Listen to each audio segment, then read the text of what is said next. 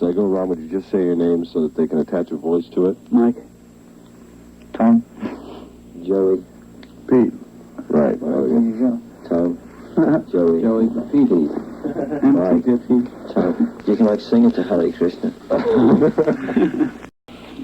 How are things in England? I haven't been there since the summer. English. Well, it's very difficult to remember. How are you getting along into the conservative leadership?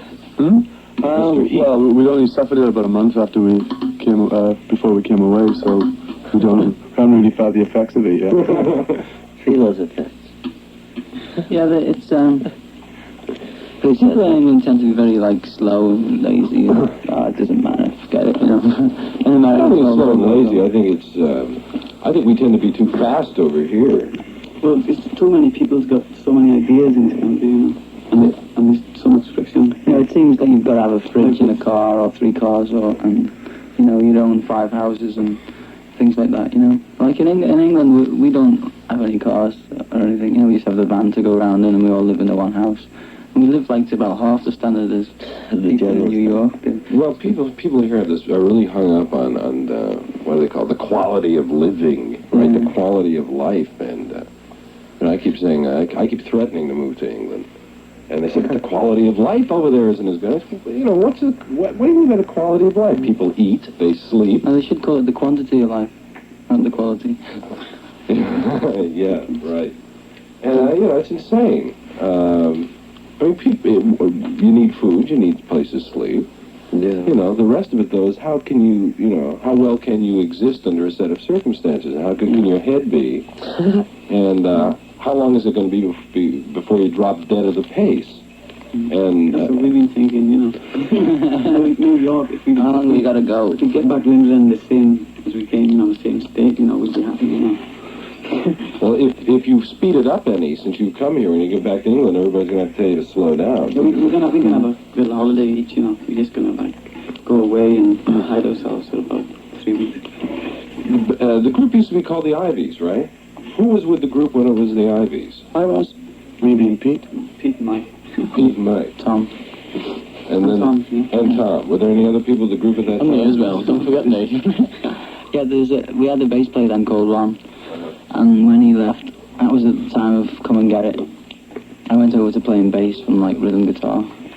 Joey joined us. I remember the single that came out by the Ivies, and that was the last we ever heard of the Ivies. Yeah. Where did the thing Badfinger come along all of a sudden? Well, it came from the break that Paul gave us, writing the single, Come and Get It. Yeah. And Ivies was it'd been, we did it with the other thing, and it wasn't successful, and besides that, it was a bit insipid as a name. You got to be dirty these days, you got to have You've got to sound growth on your face and look a bit dirty as if you're gonna So you changed. So who gave you the name Badfinger? Well, a lot of names were coming out, and someone said Badfinger, and everyone laughed. They kept calling us names, and that's the one that stuck in their mind. So we said, okay, please help. It was funny because we noticed that the DJs over there, the first time we heard it on the air, they enjoyed saying Badfinger, whereas they didn't like saying Ivies. You could actually tell he was enjoying saying it, Badfinger, and it really sounded good. It's a DJ name, you can use it. Which makes that, really commercial. What's going on? It really makes a difference in England, to sound good, I've heard some of the British disc jockeys. Jimmy Young? Yeah. JY, Tony Blackman. Huh? Tony Blackman. You've got to get up early to see him. I listen to what is it, radio? Okay, listen.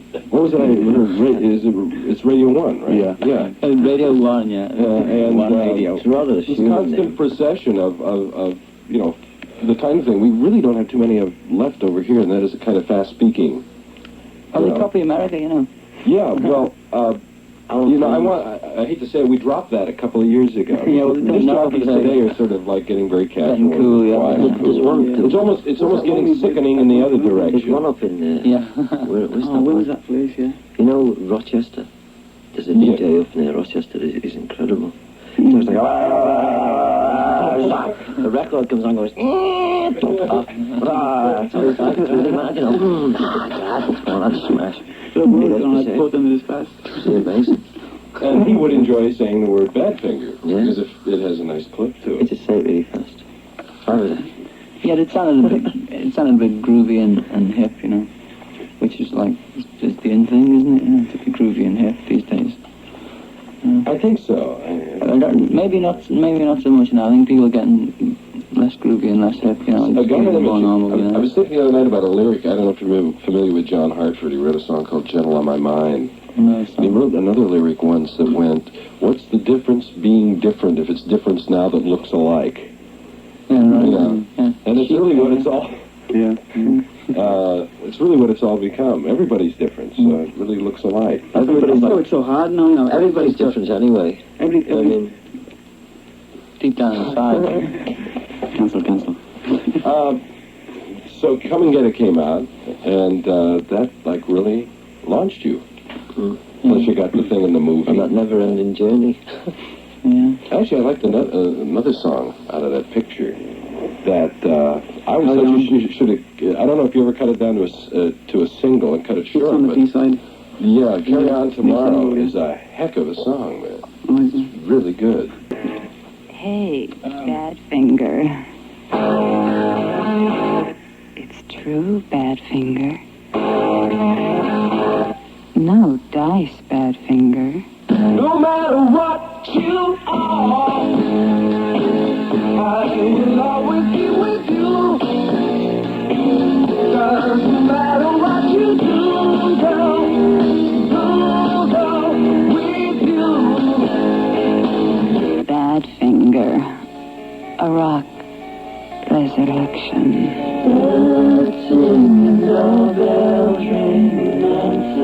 The return of Badfinger. Come on, baby, won't you tell me no? No dice. An apple. And it's available at all King Carroll stores and the Record Hutter in Manhattan. Let's go to the phones. We can just let people ask you some questions. What kind of sign are you giving me? No, we'll play the record a little later. Okay? Yeah. Hello. Mr. Bennett? Yes. I'd like to know what was the first album that Badfinger came out with, the group? It was, what? Magic Christian. It was a Magic Christian. Magic Christian music from the film. Excuse me? It was from the film Magic Christian, you know, and it was called Magic Christian Music. Yeah? Got that? Catch that all right? Did you get it? Hello? Hello, he's gone. You must be able to hear him. He said the Magic Christian Music. Yeah. Yes. Can you not understand? Yeah, I understand. Can you not understand, lad? Hello? Yes. I'd like to ask you one thing. I think I know your real name. Can I tell you up there? No. PL9 1000 is our number. I'm getting tired of that. They phone me. Alex Bennett is my real name, and they're all trying to figure out my real name. I get calls up here with the weirdest names you've ever heard in your life. Hello. Hello. Yeah, you're speaking to Badfinger. Yes, was your sound determined by the Beatles or by you? Determined? What do you mean by determined? Well, did they decide that you would have that kind of sound, or was it you who decided you would have a sound like the Beatles? No, we just... We were going about 3 years before we actually joined the Apple organization, and we were... Organisation, eh? Yeah. And it's what we've always basically liked is that kind of thing, so simple songs and, you know, just songs. It's just happened that way. There's nothing intentional. Nobody's told us to be like that. Oh, okay. Alex? Yes. You know when you'll have the Grateful Dead on? They've been on twice already. I'm sorry you missed them both times. I don't know when they'll be on next. John Sebastian? Not in the near future, no. Okay. Okay? Bye-bye. PL9 1000 is our number. Hello. They hung up.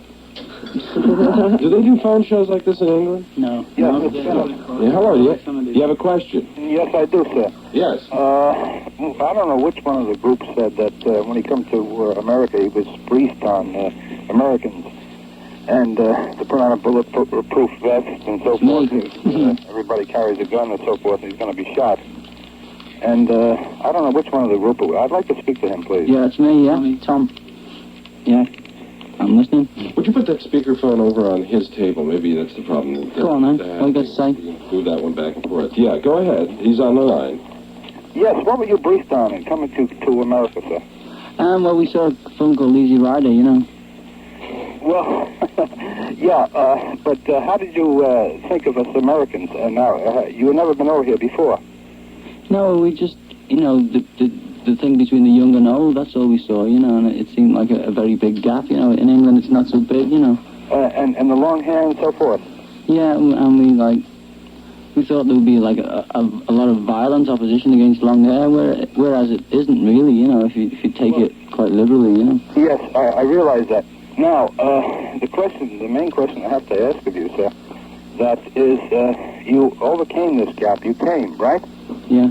And what was the reason for coming? You were in fear of your life, so forth, and why did you come? Well, we came because, like... money.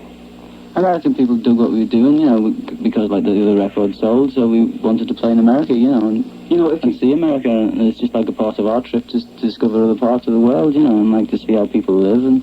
Well, was it to put over a message, or was it to get monetary benefit?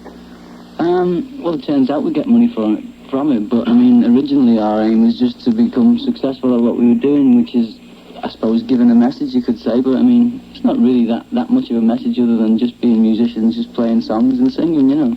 Well, I hope the answer is truthful, because if it was monetary gains, Well, I know the answer's truthful, otherwise, you know, we wouldn't be here. Well, no, I believe you, sir, and if that was the reason, then it was well worth you coming over. Well, I'll tell you, I would say one thing, that if I lived in England, I'd have to say this in all honesty, the only thing I'd come over here for was money. Yeah, well, and I can see that point, too. But what I wanted to know is, you know, if it was a message they were trying to give... In fact, I might not even come over for money. Right, that's it. Now that I think about it. I mean, that's something to think about. But that's all I have to say, sir. Thank you for calling. Thank you, sir. Bye-bye. Do you get a kick out of listening to commercials here? I tried to flip a few numbers the other morning, you know, on the wireless. I didn't get anything but commercials, not in the beginnings and the ends often, you know. And I was really mad. Some really great ones, you know. There's a big kick that I got was watching British commercials, you know, when I was in England, especially one for a certain, I don't know, I think it was a tobacco company that said, this minute of pleasure is brought to you by such and such, and it's this girl, and she takes her clothes off and runs into the water. That was rather pleasant. Because don't allow that over here. Who did the lead on Come and Get It? Tom did. And then on Blodwin. That's me. Pete. And this is a tune I like out of the album. Very much. You gotta listen to the lyrics. It's called Blodwin.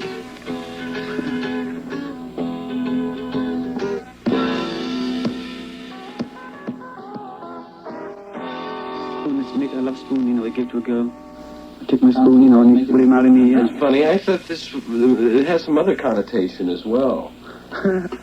Well, that will. But everybody make it own, you know. I wasn't familiar with that. Yes. Yeah, it's like an old custom. They used to make a spoon, an ornamental spoon out of wood in Wales, and you give it to your girlfriend or to the girl that you like, and if she accepts it, then it's like a sort of an acceptance of a proposal of marriage.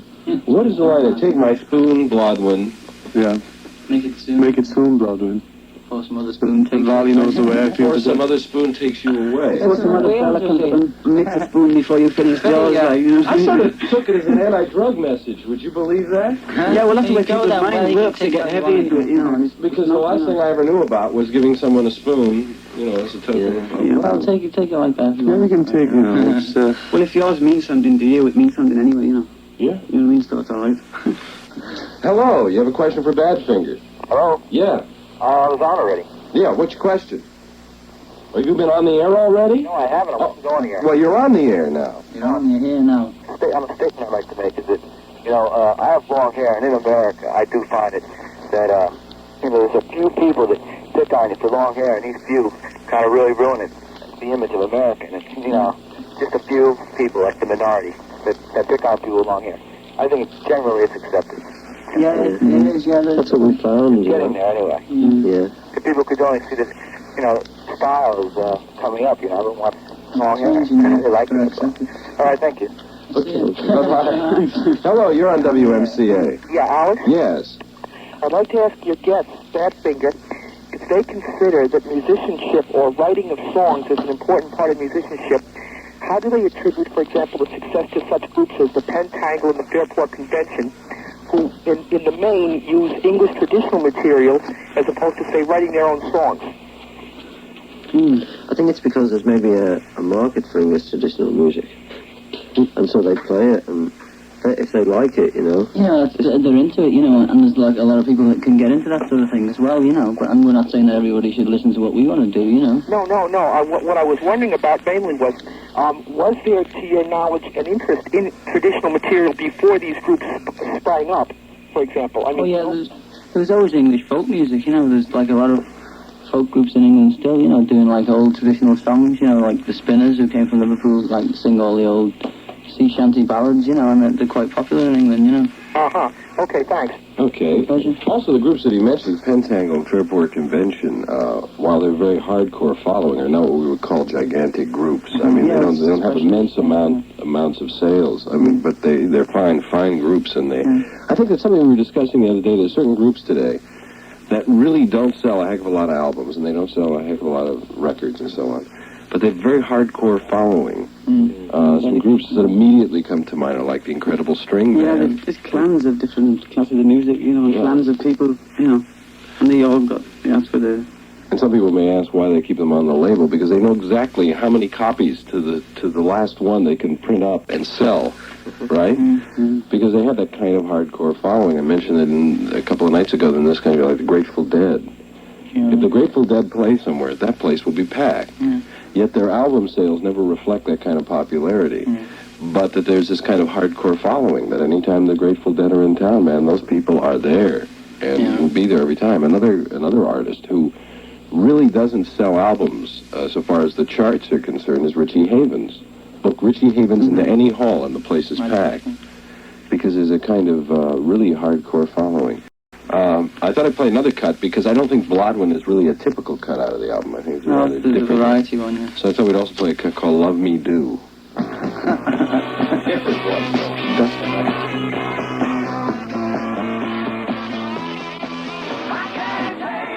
That was called I Can't Take It. It was not Love Me Do.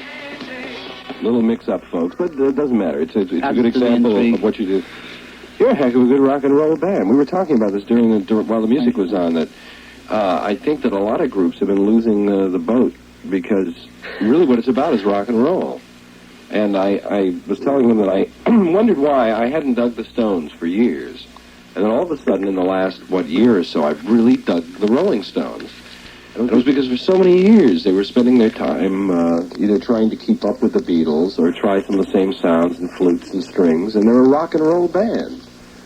And I think, if that's what you do best, and somebody here even mentioned that the Beatles sort of perhaps got a little sidetracked. Everybody diverged, yeah. As soon as Sgt. Pepper came out, somebody was mentioning at dinner tonight, as soon as Sgt. Pepper came out, it was probably the worst thing that ever happened in the music industry, because for the next 2 years, everybody was doing Sgt. Pepper and diverted themselves off the track of where their natural evolution was. Yeah. I think if we'd have been out at the time, we'd have done the same thing. It's just that we're starting to become popular at a time when everyone's looking for something which is what they can understand, and back to where it was at when it started, It's 10 years after, Let's talk to some more people. Hello, you're speaking to Badfinger. Hello, Alex? Yes. Hi, I'd like to know why the group doesn't use their last name when they write the songs, just gives their first name. Yeah, you just have your... Be embarrassed. Well, it's like the personal touch, Yeah, I'd like to say that I'm really surprised that the first single, Maybe Tomorrow, didn't become as big a hit as, it might have been, because I read that it was a fantastic song. Thank you. Nice. That's good. Thanks, Alex. Okay, bye-bye. You're on WMCA. By the way, our number is PL91000 if you want to call. Hello. Yeah, you have a question for Badfinger. Yeah, I'd like to know what they think of the Chris Harrison album. Wow.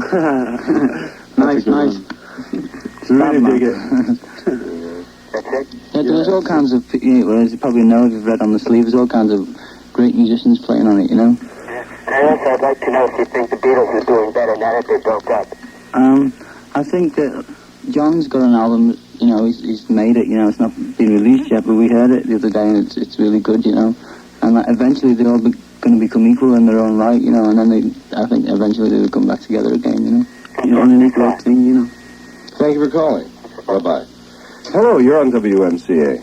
Hello. Yes, you have a question for Badfinger. Yes, I was wondering if they were playing anywhere in the New York area. On Garno's tonight.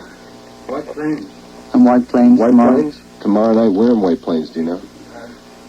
I don't know, it's like Some centre, whatever it is, the community centre or something like that. We'll try community centre, White Plains. That sounds good.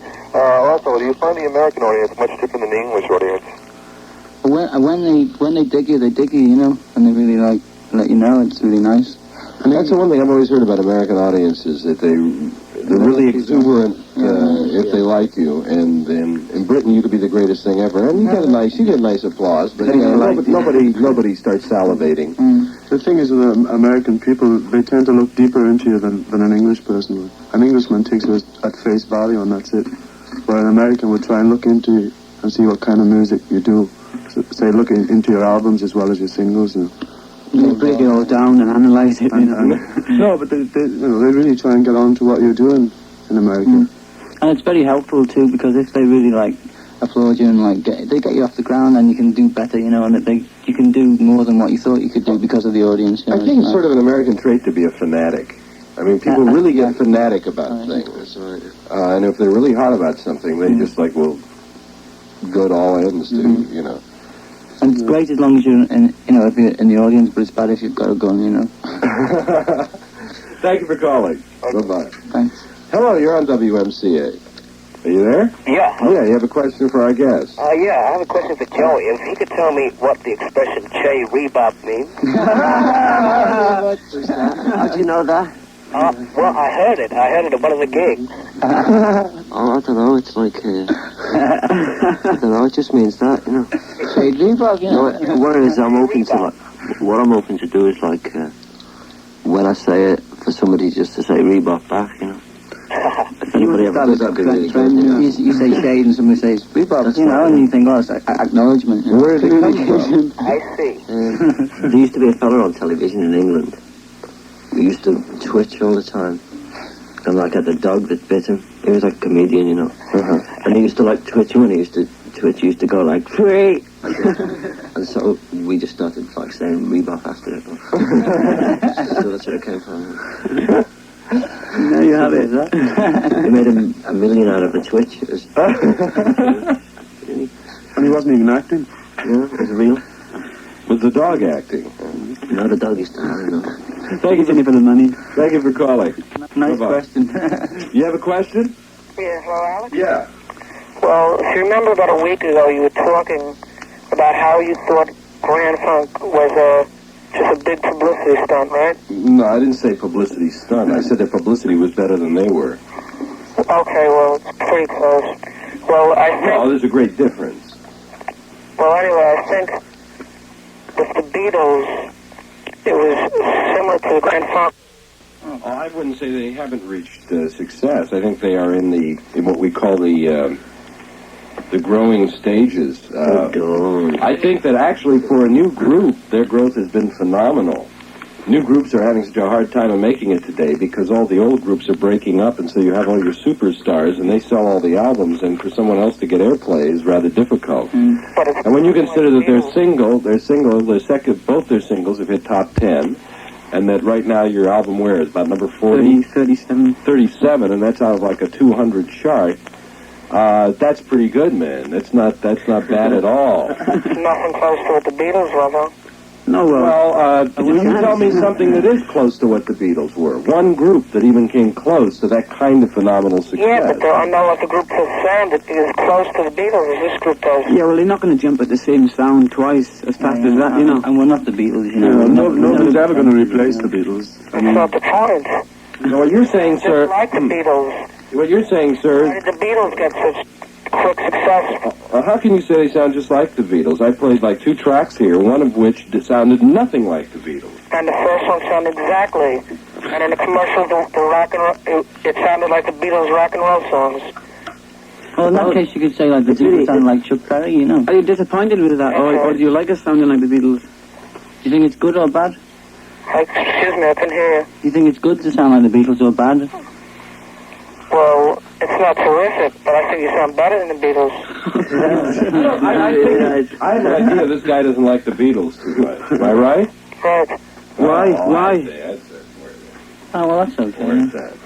I mean, everyone's to their own Ringo thing. Starr counted the Beatles' success on good writing. Mm-hmm. Yeah. Well, She Loves You and I Want to Hold Your Hand, which made them big, are good writing. Yeah, well, they came out 10 years ago. For that day, and for that time, that, believe me, was good writing. When you compare it to the kind of trash that's coming out of that time. I love you. It was real, you know, it was real, like, it wasn't, like, contrived like most of it was then.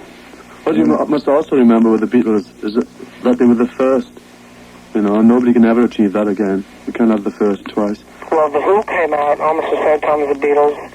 No, a long They time didn't get anything. It's quite a long time. Well, also the Who have not been recognized in this country until about the last 2 years, where they now have reached a phenomenal success. But they're one of those kind of groups that sort of laid there. I think the Stones sort of laid there in a way. They had a fanatic following, but not a gigantic following. And then all of a sudden now in the last 2 years, their full potential has been seen. Where for years it was obscured by this kind of lofty thing called the Beatles. And I think it's given a lot of those groups that never had a chance, really a good chance to show what they could do. Thank you for calling. I have a theory today that if any group stays together for 6-7 years, it will eventually start making it. Because I point to examples like the Byrds, who were sort of big, but now they have a rather fanatic following, because they're one of the few groups that, although they're probably not the same people in it anymore, the group still exists. In a time where all these groups are breaking up. They eventually get what they're doing down, the groups that stay together. And they do enjoy it. And like the Stones have really got what they're doing down. Like rhythm and blues down, so they're really good on stage doing it now, you know. I'm so weird. I've discovered something in the last couple of weeks that I suddenly realized was bugging me about music, that about 50% of the music being made today is being made by a small group of people. I envisioned one big super session that took place sometime in about a year ago, you see, and everybody showed up. Leon Russell showed up, and Delaney and Bonnie, and Eric Clapton, and everybody that was in Mad Dogs and Englishmen, and Joe Cocker, and Dave Mason showed up there, and George Harrison was there, and Crosby, Stills, Nash and Young were there, and they all jammed for about 800 songs, and split the leads up among themselves, and now we're putting out the individual albums. Because all these albums, you take the Stills album, you know, you take the Leon Russell album, you take the Harrison album, Crosby, Stills, Nash and Young's album, take any of these albums, and basically the same people are all on them somewhere there. And I don't need to hear that much of the same supergroup. That's the point, I think, that's starting to bug me. The thing is with music today, that people in the music business tend to take it too fast. They try and get everything achieved in about 18 months, and then just goes completely stale and split up. I think, you know, what we'd like to do is just take our time and savor every little change that we make, really savor it and get into it. And I think that way then we'll stick together for a long time. I hope you won't drag in 8,000 other superstars with you, because I think that's what's getting to be so boring in the business today. I mean, I've got to say, in deference to George Harrison, who I've always considered to be the most creative of the Beatles, I was listening to his new album last night, and the Apple Jam record, they really didn't have to include. I mean, I think it was a total waste. No, but what it was like, it's free anyway. It's free, but you know what I'm saying is, even though it's free, it's nothing. Yeah, but like that's like your opinion of it. A lot of people will dig it, you know. Yeah, well, you know what I mean? So he said what he thought was like, well, put it in for the people who dig it, you know. The tapes were running. Yeah. And they just did it. All those people playing together. A lot of people don't like that, you know. I mean, I think I'm going to really like it myself. Well, I think some people are going to like it simply because of the personnel. Depends what level of consciousness you are, actually. Well, I'm just sick of it. I'm sick of it. You know, every time a bunch of musicians, no matter how big they are, get together, it doesn't necessarily mean it's going to be good. No. It all doesn't matter where their heads are at. And somehow today, everybody feels you just get all these musicians into a room and have them jam, and then we can put the album out and it's going to sell 1 million. And I disagree with that. I mean, as far as I'm concerned, it's the other two discs on the album to me that count. Yeah, well, George is giving you like a double album of like really nice songs and things, and really good things. And the other thing besides, you know, he's done like the songs. That's just there for, you know, because they recorded it, you know, and one day they got into that jam, and why not just put it on if they're not charging for it? It shouldn't be. Yeah. If one of the double album was that, then I'd agree with you. But as it's an extra thing, you know, apart from a double album of songs, then I think that it's Well, I mean, I don't think anybody, let me put it this way, I don't think anybody's getting cheated, because it is free, but it is also used to hype the album by saying you're getting 3 records for the price of 2. But the point is that... Oh, no. Well, you can look at it any way you want, I almost flipped when I saw that, because in the old days you used to say 2 records for the price of 1. Now you're saying 3 records for the price of 2. The percentage is going down, folks. It's like a standard thing now to have a poster with an album, Right. Especially like double albums. You try to get like a free poster, and I don't know, they'll be giving away like Cadillacs with them soon.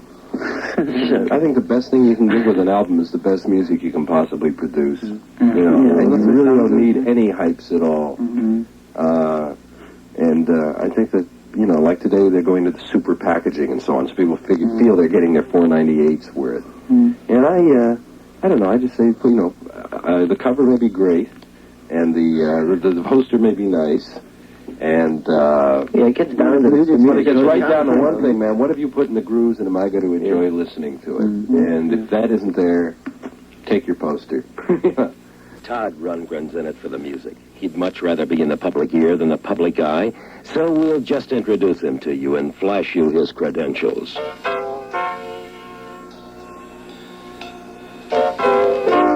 Leroy, boy, is that you? I thought your post-hanging days were through. Sunken eyes and full of sighs, tell no lies. Todd formed the Naz when he was 18. He's produced albums and sessions with the Butterfield Blues Band, Great Speckled Bird, the James Cotton Blues Band. He engineered Jesse Winchester's album, and he's worked with the band. The album here will take care of the rest. It's called R-U-N-T on Ampex Records and Tapes.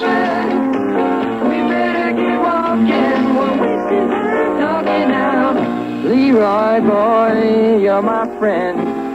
You say how. We were talking about Clapton while that was on. Sorry, Todd. Todd Rundgren's album is a great album. I don't know if you've heard it. You remember a group called the Naz? Yeah. Todd is now out on his own. That's what the commercial was about. And we were talking about Clapton that a year ago, jam with Clapton. Wow. Ooh, yeah, I got to hear that. But today Clapton's on everything, which in one respect is very good, and another respect it's very bad, simply because you can't be good every minute. And there's more material out on with Clapton on it today, I think, than any other single artist. But the thing I always liked about Eric was the fact that he seems to like being a sideman, which I think is phenomenal in this day and age of superstars. I don't think he really likes the mantle of superstar, and he doesn't like the pressures it presents. He's really a humble person, that's right. And just likes playing. We had him here one night, and he did some playing, in fact, on the air. And, just the fact that he would do that. A guy who was considered a superstar, who certainly could say no and nobody would feel bad about it, but he offered. It lets you see that he's really more into his music than anything else or into any image that he has. And also one of the other reasons that he's on all those records is because I think he's possibly the best. That's why they want him on it, because he really can get into practically anything that you want to do. Styles. All different styles. He gets inside other people, and you just can groove with him, Right. That's what it's all about. And this is very difficult in a world of sort of session musicians and people like that. Well, in a way, though, hasn't he become sort of a session musician? Not really. In a weird sort of way. There's a real difference, because we had, on one of George's sessions, we had a sort of jazz-type guitarist. Like you are on George's album. Yeah, on a few of the tracks, yeah. And he was like a jazz musician, and he was really, maybe technically he was perfect, but he was really rushing ahead all the time and trying to get his bit. He's only done the scene, He was just completely... It's getting the mood together with all the musicians that really counts, and that's why you have this bunch of musicians who all work together, because they get on the same wavelength. How did you like working with Phil Spector when you worked on the Harrison album? Well, we enjoyed the whole thing, obviously, because... I thought there's a lot of good musicians playing on there to be like echoed out, You mean, what you're saying is you didn't particularly like what Spector did with it? Well, yeah. Because I will agree with you if you say some of the things it was good, but for others, a lot of things were lost, I haven't heard the whole album yet, so... That's I don't know, Well, I felt that there was a lot of good variety of material on the album. The only problem is that once he added all that echo in his production, and they all started sounding alike. Spector's reputation does a lot, for the things he did, ages ago, River Deep and all those kind of things. I wish he had stopped and let us remember him for that. Because to this day, I know people that, for instance, will listen to the Beatles bootleg of Let It Be, as opposed to the final copy that he put out. And there's a great controversy going on about that.